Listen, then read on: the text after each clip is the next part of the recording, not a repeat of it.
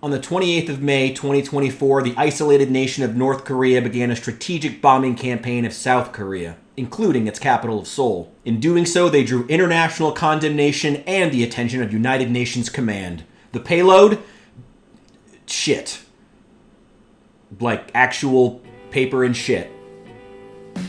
Let's talk about some shitty protests. I am Richard. The beer is Kona Longboard. The channel is called New Memphis. The intro is way too long at this point. Hit the subscribe button, friends. We'd love to have you here. Smuggling across the border between North and South Korea is really nothing new. The South has been smuggling propaganda into the North for years via, well, balloons, but also boats, pamphlets, most of which probably got chopped up and put into those bags the North Koreans sent back across. To give perspective on how both sides reacted, here's a quote from the South Korean Joint Chiefs of Staff. North Korea's actions clearly violate international law and seriously threaten the safety of our citizens.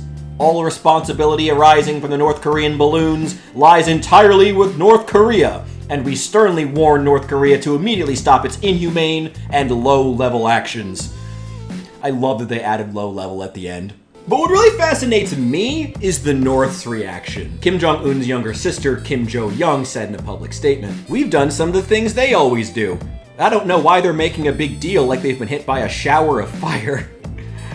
What a rare moment in geopolitics where North Korea gets to walk out onto the international stage and tell everyone else to calm down. Man, what a time. What a time. The ideological West overall should probably be grappling more with how ethical it is for us to just openly send propaganda into other countries, telling them to overthrow their governments and become democracies. You know, like the cool kids. And don't get me wrong, I love democracy. Democracy is the best system, or at least the one that's least likely to fail miserably. And I love all of the freedoms and all of the opportunities that democracy has afforded me. I'm not ignorant of that. However, and boy do I hate saying this, but North Korea might have a point. If South Korea can just openly send leaflets telling the North Koreans to overthrow their government, I feel like North Korea is allowed to respond to that. Not escalate, they don't get to escalate, but they get to respond.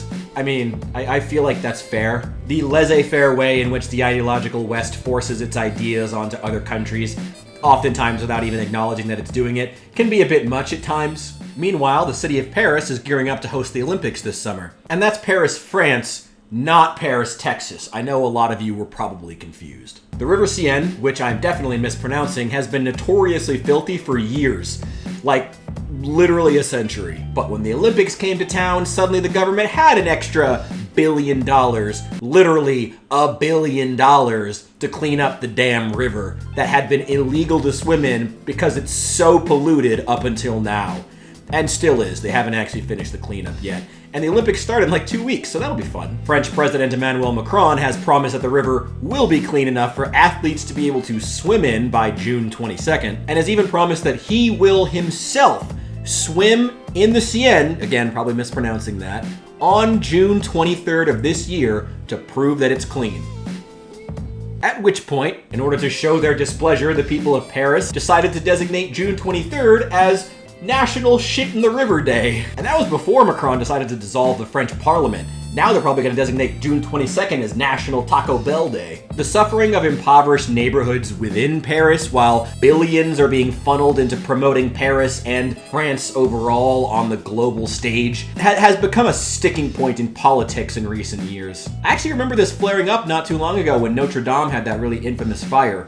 Suddenly French billionaires are willing to open up their pocketbooks, of course, to help fix that problem, but not to fix the systemic poverty that's been plaguing the city for years.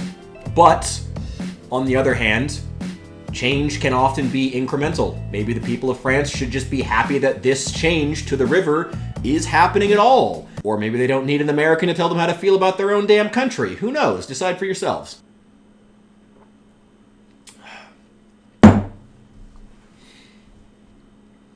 Ooh, wow. I've been trying to come up with some funnier video topics where I can still talk about geopolitics and important issues a little bit. So I hope you guys like the idea of me covering funny/important things on the global stage. And let me know what you think down below. Are these protests shitty enough for you? Will the Olympics inevitably be delayed when the river isn't clean on time? Who knows? Let me know your thoughts down in the comments section. and I will see you in the next one.